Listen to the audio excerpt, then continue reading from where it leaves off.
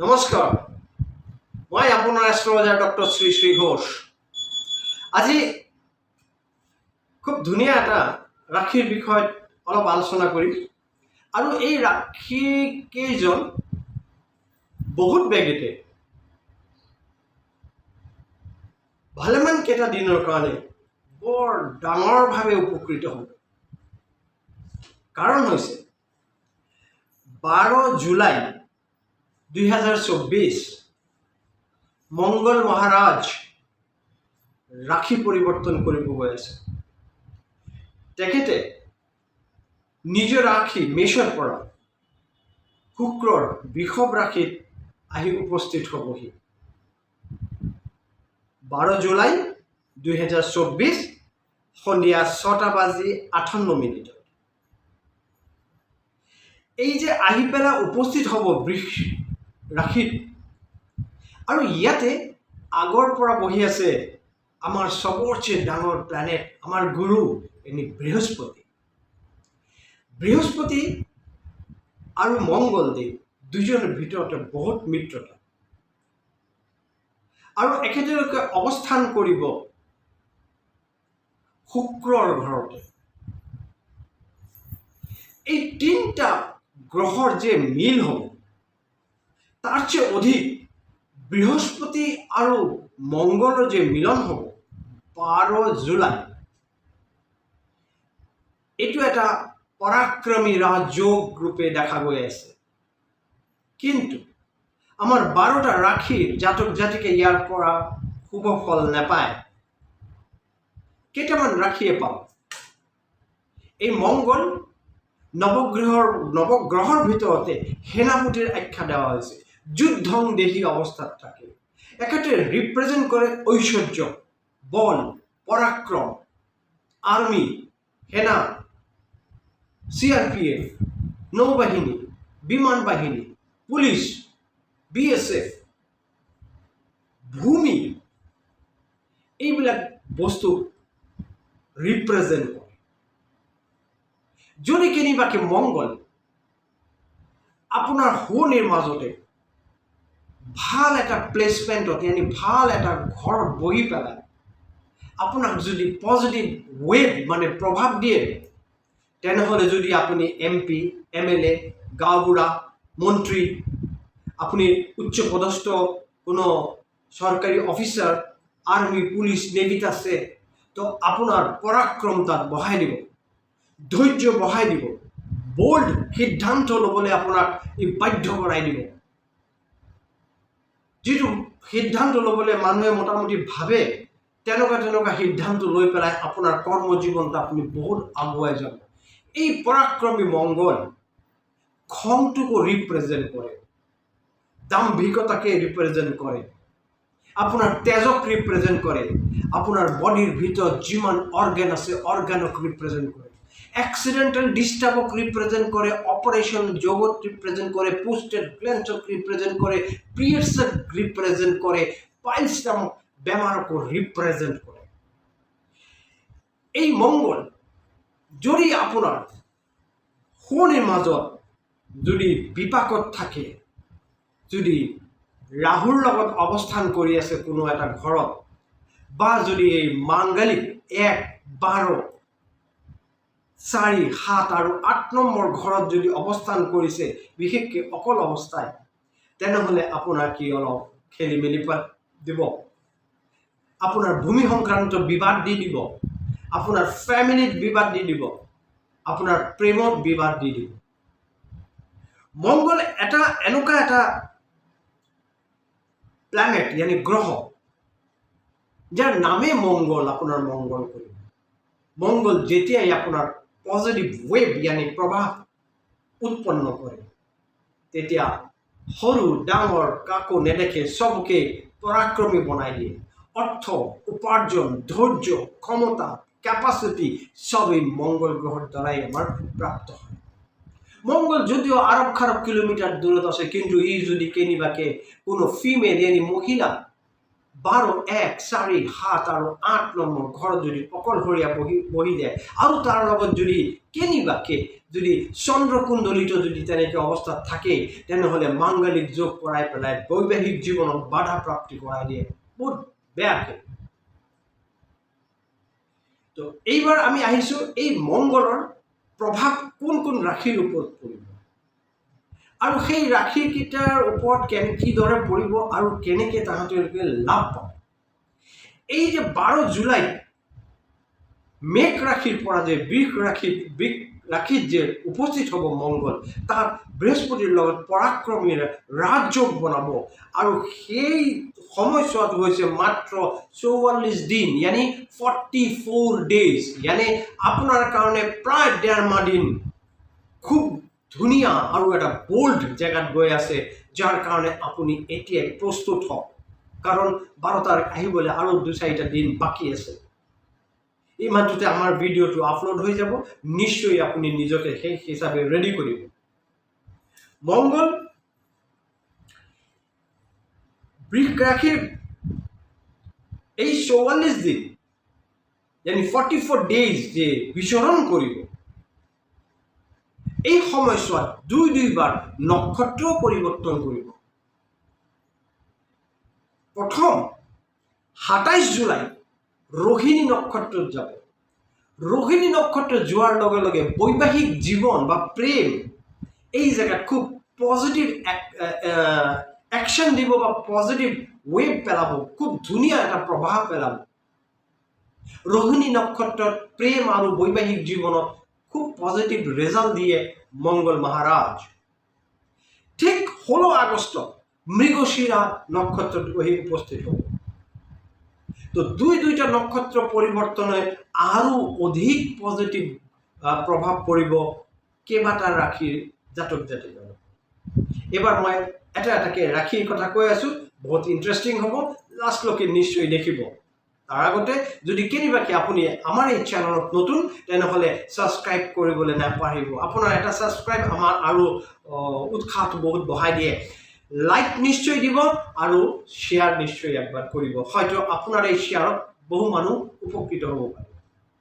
আৰু যদি কেনিবাকে আপুনি বা আপোনাৰ ফ্যামিলি বা আপোনাৰ বন্ধু বা বৰ্গীয় যদি কাৰোবাৰ শনিখন বিশ্লেষণ কৰিব বিচাৰে, তেনেহ'লে তলত দিয়া নাম্বাৰ যোগাযোগ কৰি পেলাই আপুনি পোনপটীয়াকৈ মোৰ লগত বহি বা অনলাইন আপুনি মোৰ লগত ডিসকাস কৰি পেলাই আপোনাৰ শনিৰ অৱস্থানটো জানিব পাৰিব। ক'ত আছে, ক'ত জবৰ কথা আছে, ক'ত বিজনেছ আছে, ক'ত বিবাহৰ কথা আছে, ক'ত আপোনাৰ কৰ্মত পজিটিভ প্ৰভাৱ আছে, ক'ত অলপ নেগেটিভ ৱেভ আছে, গুপ্ত শত্ৰুৱে আপোনাক ডিষ্টাৰ্ব কৰিছে কিনা, ৰাজনীতিৰ লগত যদি জড়িত তেনেহ'লে আপোনাক তাত কি প্ৰভাৱ পৰিব, আটাইকেইটা বিষয়ে আপুনি তাৰ পৰা উপলব্ধ হ'ব পাৰিব। যি নহওক, এতিয়া প্ৰথম ৰাশিলৈ আহিছোঁ। আমাৰ প্ৰথম ৰাশিটো হৈছে মেঘ ৰাশি। চাওক, মেঘৰ যিটো অধিপতি, यानी আমি যদি কওঁ স্বামী বুলি কোৱা হয়, অধিপতি বুলি কোৱা হয়, তো মংগল নিজে। মেঘ ৰাশিৰ জাতক জাতিকা, মেঘ ৰাশিত যেতিয়াই এৰি পেলাই মংগল বৃষভ ৰাশিত আহিছে, তেতিয়াই মংগল আপোনাক যোৱাৰ আগতে বহুত দি থৈ যাব। আপোনাৰ জ্ঞান, বুদ্ধি, প্ৰপাৰ্টি, সম্পত্তিত বহুত পজিটিভ আহিব, বেংক বেলেঞ্চ বাঢ়ি যোৱাৰ সম্ভাৱনা আছে। এনেকুৱা হয়তো ক'ৰবাৰ পৰা ধন আপুনি আৰোহণ কৰিব পাৰে, ধন আপোনাৰ ওচৰত আহিব পাৰে। আপুনি পৈতৃক সম্পত্তিৰ ভাগ যিটো পোৱা নাছিলে বহুত দিন, তাত পোৱাৰ সম্ভাৱনা বহুত বেছি আছে। আপুনি বিজনেছৰ ক্ষেত্ৰতো প্ৰভাৱশালী এজন ব্যক্তি হৈ উঠিব পাৰিব। তাত পজিটিভ ৱেভ দেখা গৈছে মংগলৰ এই 44 days 44 দিনৰ এই মুভমেণ্টত। তাৰ ভিতৰত দুটা নক্ষত্ৰ পৰিৱৰ্তন কৰি আছে। ইয়াত আপোনাৰ বৃহস্পতিৰ লগত পৰাক্ৰমী ৰাজযোগ বনাই পেলাই আপোনাক বহুত পজিটিভ ৰিজাল্ট দিব। ধ্যান ৰাখিব, আপোনাৰ শনিত মংগলৰ অৱস্থানটো ক'ত আছে। মই সদায় এটা কথা কওঁ, এজন প্ৰফেশ্যনেল এষ্ট্ৰলজাৰৰ লগত কথা পাতি পেলাই মংগলৰ অৱস্থান দেখি প্ৰয়োজন হ'লে এটা ৰেড কলাৰ ৰক্ত প্ৰবাল, আপোনাৰ হাইট আৰু ৱেইট আৰু আপোনাৰ এইজৰ লগত ক্যালকুলেশন কৰি কিমান ৰত্তি হ'ব সেইটো আপুনি নিশ্চয় ধাৰণ কৰি ল'ব।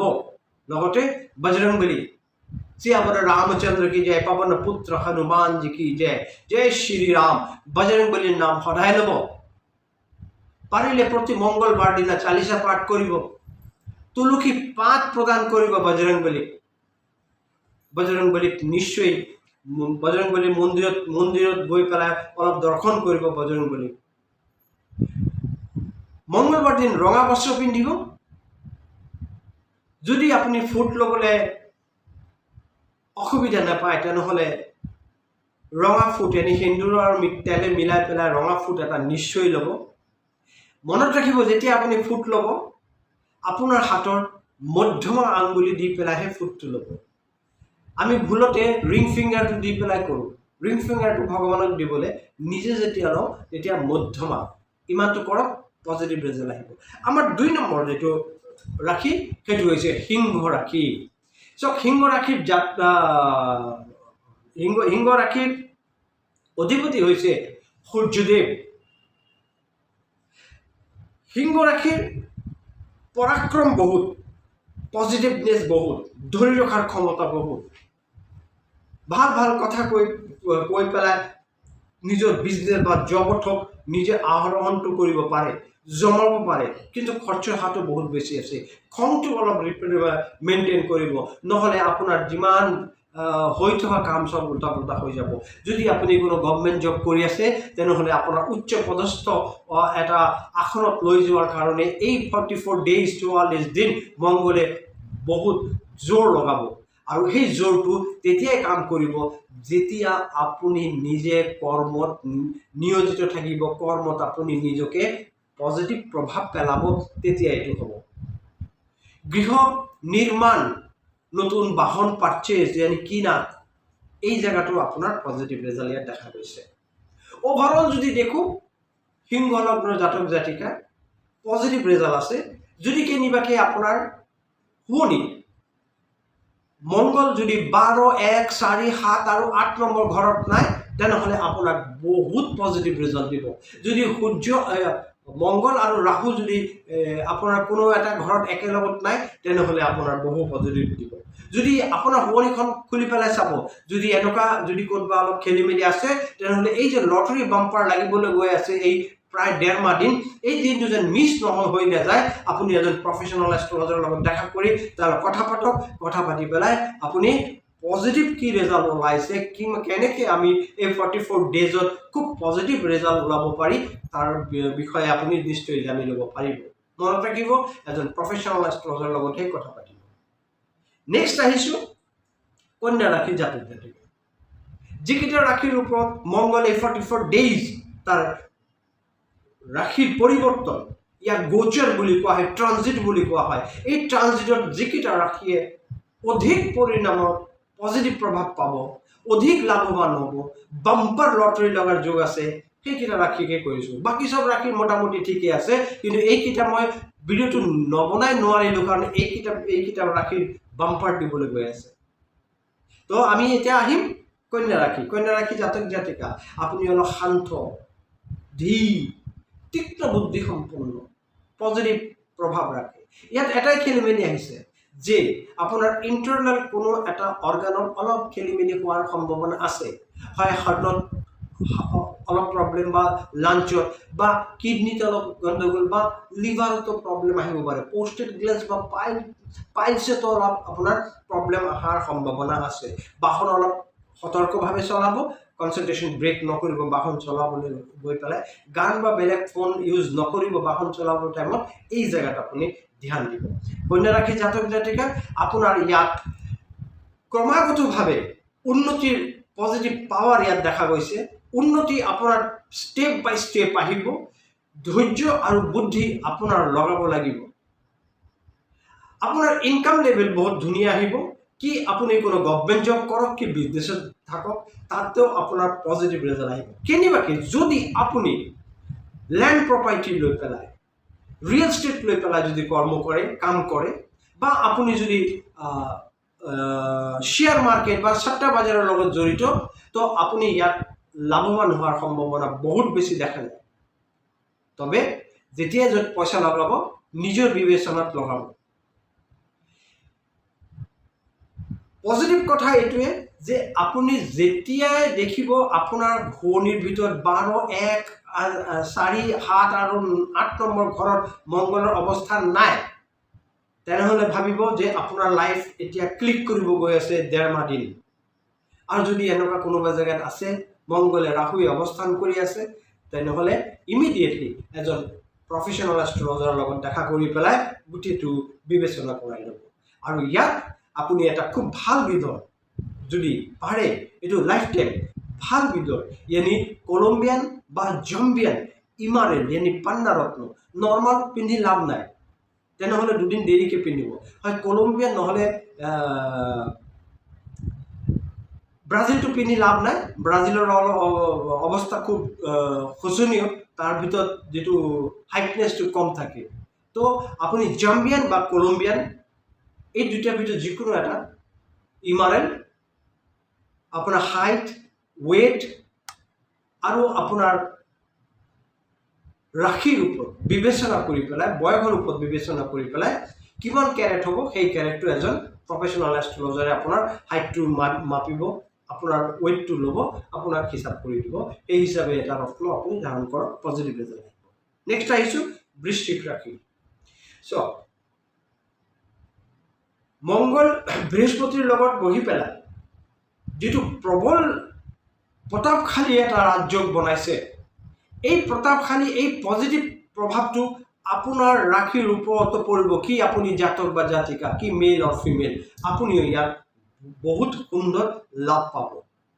কিন্তু মনত ৰাখিব আপোনাৰ এতিয়া কিন্তু শনিদেৱৰ ঢাইয়া চলি আছে, আৰু এই ঢাইয়াটো আপুনি অধিক লাভৱান যদি হ'ব বিচাৰে, শনিদেৱ হৈছে কৰ্মফল দাতা, ইয়ানি কৰ্মত আপুনি ফ'কাছ কৰক। তো আপোনাৰ এই 44 ডেজ ইয়ানি মোটামুটি 1.5 মাহ দিন আপোনাৰ মংগলৰ যিটো ট্ৰানজিট হৈ আছে ই আপোনাক পজিটিভ ৰিজাল্ট দিব, আপুনি বহুত উন্নতি হ'ব।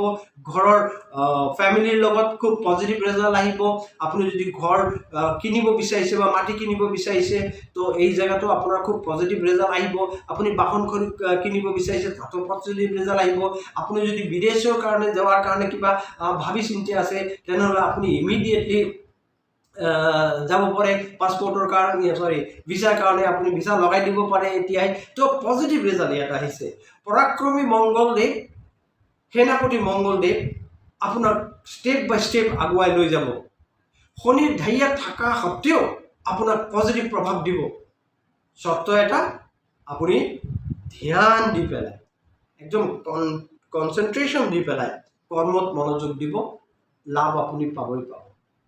মোৰ হিচাপত ইয়াত যিটো মই কেলকুলেশ্যন পালোঁ, আপোনাৰ ইয়াত এটা প্ৰয়োজন হৈছে ৰক্তমুখী নীলম। নৰ্মালি এষ্ট্ৰলজাৰে ভয় পাই যায় এইটো নামটো ল'বলৈ, দিয়াটো দূৰৰ কথা, কিন্তু মই দেখিছোঁ যে এটা ৰক্তমুখী নীলম আপোনাৰ হাইট এণ্ড ৱেইট আৰু আপোনাৰ শোৱনিখন অলপ বিশ্লেষণ কৰি পেলাই ৰাইট হেণ্ডৰ মিডিল ফিংগাৰত গ'ল্ডত এইটো শনিবাৰ দিনা গধূলি 8টা বজাত ধাৰণ কৰিব লাগে। মোৰ কথাতে পিন্ধিব নালাগে, কিন্তু এইটো প্ৰয়োজন আছে। আপুনি আপোনাৰ ওচৰত কোনো প্ৰফেশ্যনেল এষ্ট্ৰলজাৰৰ লগত দেখা কৰি আপোনাৰ শোৱনিখন বিবেচনা কৰি পেলাই আপুনি ধাৰণ কৰক। ই আপোনাক মালামাল এনেকুৱাও হ'ব পাৰে যে এই শুভক্ষণত যেতিয়া আপুনি এই ৰত্ন ধাৰণ কৰিব হয়তো আপোনাক আৰৱ খাৰবপতিও বনাই দিয়াৰ চান্সেছ দি থাকে। এষ্ট্ৰলজাৰ প্ৰিডিকশ্যনহে কৰে, এই কথাটো মনত ৰাখিব। নেক্সট আহিছোঁ কুম্ভ ৰাশি। চক আপোনাৰ যিজন অধিপতি শনিদেৱ, কুম্ভ ৰাশি জাতক জাতিকা আপোনাৰ টনচিল, মাছ, চাইনাছ, অলপ খং এইকেইটা বস্তুৰ ওপৰত অলপ ডিষ্টাৰ্ব হ'ব। ছেক্সুৱেল অলপ ডিষ্টাৰ্বেঞ্চ আপুনি পাব পাৰে। গাৰ্লফ্ৰেণ্ড বা মিছেছৰ লগত আপোনাৰ অসুবিধা হোৱাৰ সম্ভাৱনা আছে। কিন্তু ইয়াৰ বাহিৰত যদি যাওঁ, পৰাক্ৰমী মংগলদেৱ আপোনাক 2 হাতে লটাৰী যোগ দি দিব, মালামাল কৰি দিয়াৰ অৱস্থানত এই জেগাত আছে। প্ৰচণ্ডভাৱে আপোনাক বেকৰ পৰা পুছ কৰিব, কৰ্ম আপোনাক কৰিব লাগিব। শনিদেৱ হৈছে কৰ্মফল দাতা আৰু ন্যায়াধীশ। ন্যায়ভাৱে পাৰফেক্টভাৱে যদি কৰ্ম কৰে তো শনিদেৱ আপোনাক, মংগলদেৱ আপোনাক পজিটিভ ৰিজাল্ট দিবই দিব। আৰু এই পজিটিভনেছটো যেতিয়াই আপুনি পাব, চাব আপোনাৰ নিজৰ ভিতৰতে বুদ্ধি ওলাই আহিব। ক'ত কৰিম, কি কৰিম, নতুন ষ্টাৰ্টআপ কৰিম, এইটো কৰোঁ, সেইটো কৰোঁ, এইটো লগে তাৰ বিজনেছ বা জবত বেছিকৈ ধ্যান দিয়ক। যিটো জব কৰি আছোঁ ছেটিছফাই যদি নহয় আমি বেলেগ জবৰ কাৰণেও চুইচ কৰিব পাৰি। অধিক চেলাৰীৰ মাধ্যমত পাই পেলাই আমি বেলেগতো চুইচ কৰি যাব পাৰি। ফেমিলিৰ লগত অলপ সাৱধানত থাকিব। ফেমিলিৰ লগত সাৱধান থাকোঁতে মানে কোনো ধৰণৰ যে সৰু সৰু কথা লৈ পেলাই কাজিয়া পেচাল নহয়, এই জেগাটোত অলপ ধ্যান দিব, পজিটিভ ৰিজাল্ট আহিব। ভূমি আপুনি এই সময়তে ক্ৰয় কৰিব পাৰে যদি প্লেনিং কৰি আছে, আৰু যদি ক'ৰবাত এডভান্স কৰি থৈছে তো ইমিডিয়েটলি এই 1.5 মাহৰ ভিতৰত যদি পাৰে তো ইয়াক আপুনি ৰেজিষ্টাৰ কৰি ল'ব। নহ'লে ভূমি সংক্ৰান্ত বিবাদ কিন্তু মংগলৰ দ্বাৰাই হৈ যায়, কিন্তু আপুনি ইয়াত ভূমি লাভ আছে, অৰ্থ লাভ আছে, আপুনি লটাৰীৰ যোগ আছে, তো আপুনি ধুনীয়া আৰু পজিটিভ ৰিজাল্ট ইয়াত দেখা পাইছোঁ। তো আপোনাৰ পজিটিভিটি ইয়াত আপুনি পাব। কুম্ভ ৰাশি জাতক জাতিকে আপোনাৰ শুৱনি এটা বুলন্দ শুৱনি বুলি উঠি আহিছে, যিটো আমি চন্দ্ৰ কুণ্ডলী হিচাপে চাওঁ। আপোনাৰ মুন চাইনৰ পৰা আমি যিটো ওলাইছোঁ, তো তাত আপোনাৰ এটা কুণ্ডলী শুৱনিত এটা পজিটিভনেছ আছে। তো আপোনাক মই এতিয়া কোনো জেমছ ৰিকমেণ্ড নকৰোঁ। আপোনাৰ ওচৰ চাপৰে কোনো এজন প্ৰফেশ্যনেল এষ্ট্ৰলজাৰ, মই বাৰে বাৰে কওঁ প্ৰফেশ্যনেল এষ্ট্ৰলজাৰৰ লগত গৈ পেলাই কথা পাতি পেলাই আপোনাৰ যিটো প্ৰয়োজনীয় ৰত্ন, সেই ৰত্নটো আপুনি ধাৰণ কৰক, পজিটিভ ৰিজাল্ট আপোনাৰ আহিব। অন্তিমখন লাষ্টখন যিখন ৰাশি এইটো আহিছোঁ ধনু ৰাশি। তাৰমানে টোটাল আমি দেখিলোঁ এই 6টা ৰাশি পজিটিভ ৱেভ দিছে মংগলদেৱ বা বিষমত যেতিয়া ট্ৰানজিট কৰিব 12 জুলাইত পজিটিভ ৰিজাল্ট আহিব।